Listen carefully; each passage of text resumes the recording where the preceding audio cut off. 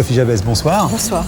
Alors, nous nous voyons ce soir pour votre dernier roman, Clitomotrice, paru chez Jean-Claude Lattès, et puis pour parler d'une critique. On y viendra, pas d'impatience, pas d'impatience. Alors tout d'abord, parler un petit peu de vous. Vous êtes un véritable tour du monde. Si j'ai bien noté, vous êtes né à Milan, enfance à Rome, études à Boston, installé à Singapour, fixé quelque part aujourd'hui ? Pour le moment, à Paris. À Paris. Oui.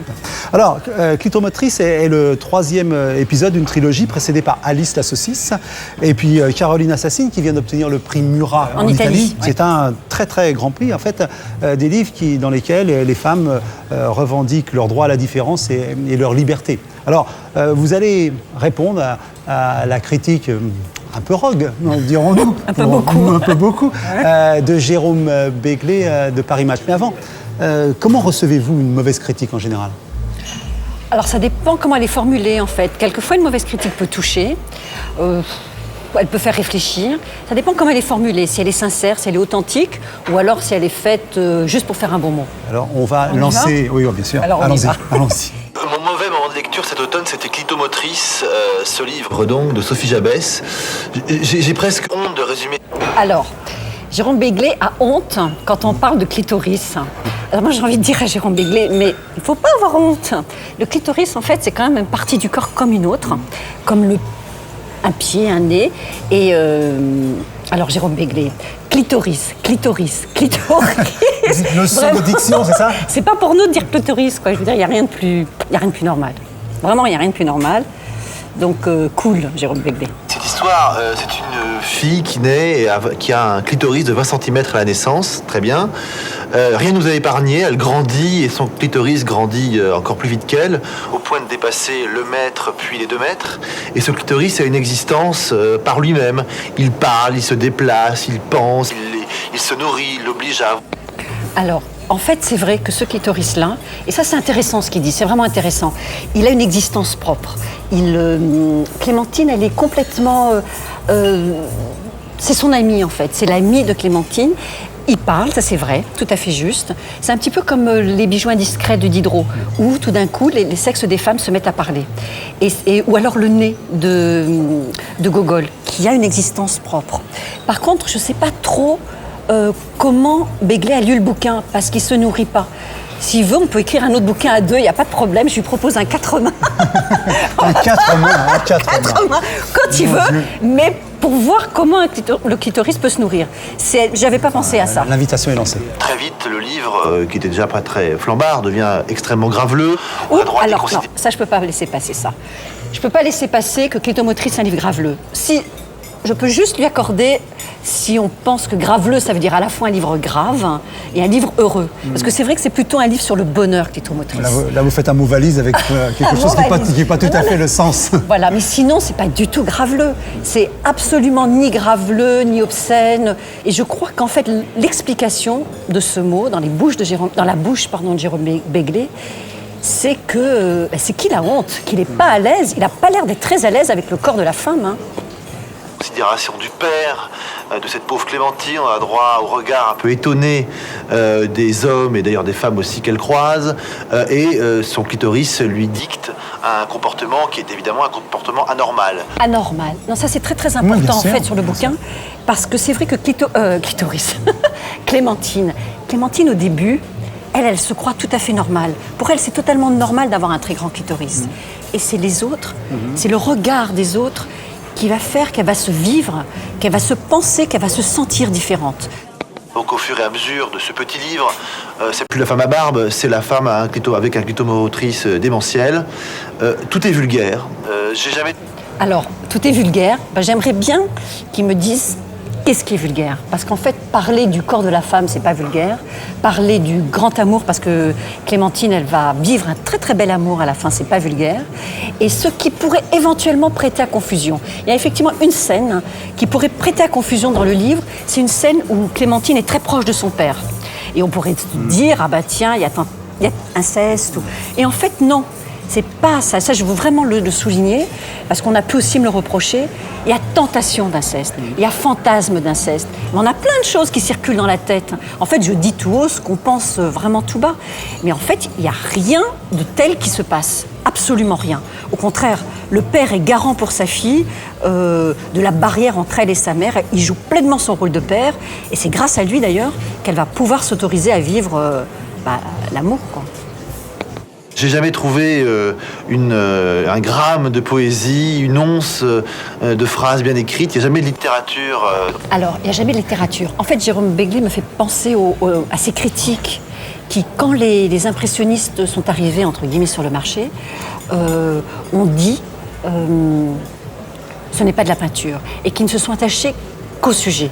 Par exemple, pour le tableau d'Édouard Manet, Le déjeuner sur l'herbe, une certaine partie de la critique a crié à l'obscénité. Voilà.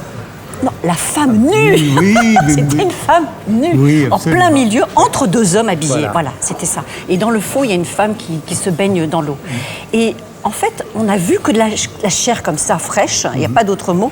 Et Jérôme Béglé, c'est la même chose. Il voit un bout de clitoris, il voit que ça. Il est obnubilé par ça, alors il trouve ça vulgaire et il trouve que ce n'est pas la littérature. C'est exactement la même chose que de dire que Édouard Manès, c'est pas de la peinture. Alors, on va me trouver un peu cuistre, mais tant pis, je prends le risque parce que ce livre, je l'adore. Et d'autres que moi l'adorent, on y viendra très vite. Dans ce bouquin, je crois que j'ai compris finalement ce que cherchait l'auteur, Sophie Jabès.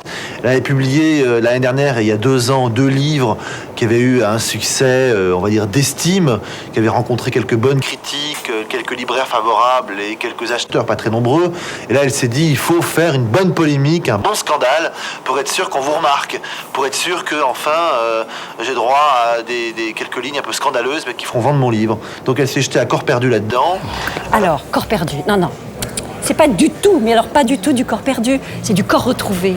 C'est l'histoire d'une fille qui, tout d'un coup, se voit différente, se sent rejetée et qui, peu à peu, va comprendre qu'est-ce que ça veut dire d'être une femme. Qu'est-ce que ça veut dire, et je trouve ça extraordinaire d'être une femme, parce que justement, il y a une double sexualité. Il y a une sexualité extérieure, mais il y a aussi une sexualité intérieure. Et dans le livre, au début, Clémentine, elle fait un peu comme Jérôme Béglé. Elle est obnubilée par les autres, elle est obnubilée par cette grande masse. Et puis tout d'un coup, grâce à un homme d'ailleurs, Adrien, qu'elle va adorer, qui va beaucoup l'aimer, elle va se rendre compte qu'être une femme, c'est ces 2 sexualités. C'est l'intérieur et l'extérieur, et c'est aussi les sentiments. Voilà. Malheureusement, c'est totalement raté. Moi, j'avais le cœur au bord des lèvres quasiment à la première page.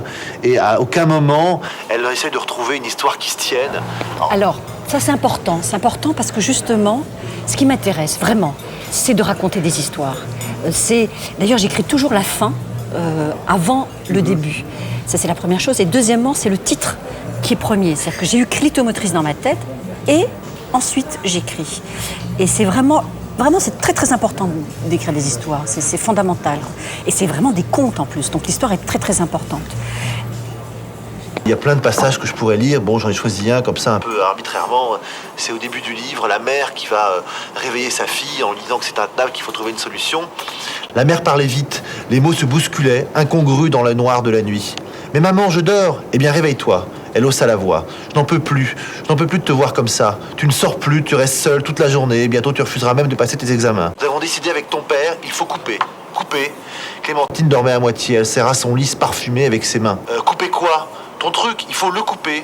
Tu ne trouveras jamais un mari si tu continues comme ça. » Elle leva les yeux au ciel et s'assit sur le lit près de la fille, repoussa la fleur de courgette d'un revers de la main, lui caressa les cheveux. « Tu es d'accord, ce n'est pas une vie. » C'est vrai que c'est pas une vie de lire des livres comme ça. J'ai pas compris pourquoi il s'était précipité pour éditer ce texte, qui est pas à la hauteur de cette maison d'édition, pas à l'honneur de son auteur, et surtout qui est, je trouve, extrêmement méprisant et extrêmement dégradant pour la femme et pour... Alors ça, je crois vraiment que c'est le contraire. C'est un livre qui est absolument pas ni méprisant ni dégradant pour la femme. Au contraire, c'est un hymne à la féminité. Clémentine, elle va se retrouver. Ce qui est dégradant, c'est une femme violée, c'est une femme qu'on méprise, c'est une femme qu'on excise. Ça, c'est dégradant. Et je crois en tout cas, ce qui doit déranger, j'ai bien réfléchi et je pense vraiment que ce qui doit déranger, c'est quand les femmes, dernièrement, ont parlé de sexe, c'est soit sur un ton clinique, comme Catherine Millet, par exemple, Bon, il y a eu Partouze et compagnie dans les livres de Catherine Grillet. D'ailleurs, elle peut écrire ce qu'elle veut, il n'y a aucun souci. Mais c'est clinique. Quand, par exemple, Bria ou même Virginie Despentes écrivent aussi sur la sexualité féminine, c'est vrai que c'est assez violent quand même. C'est une sexualité qui est pensée beaucoup en termes de viol. Et le rapport entre les sexes, entre hommes et femmes, en tant qu'affrontement, en tant que lutte, en tant que guerre. Ce livre, c'est un livre qui pense une sexualité féminine apaisée. Qui croit un peu encore au bienfait de l'amour et au bienfait du sexe. Alors, moi aussi, je crois au bienfait de l'amour et au bienfait du sexe. Est-ce que ce sont les propos qui vont vous réconcilier à la fin, tous les deux? Peut-être. Moi, je lui conseille en tout cas de relire le livre quand il verra l'émission, parce qu'il aura là le meilleur, en tout cas un meilleur moment de lecture, ce qu'il a bien voulu dire. En tout cas, c'était un plaisir de parler avec vous, Sophie Jabès de Clitomotrice, et d'écouter la critique de Jérôme Begley. Alors, il faut dire au thème de cet entretien que c'est pas facile. Donc, on remercie Jérôme Begley de s'être prêté à cet exercice, parce que vous savez très bien que d'autres n'ont pas ce courage-là. Donc, c'était intéressant et important qu'il se confronte à vous, et je pense que... Moi aussi j'ai eu du courage.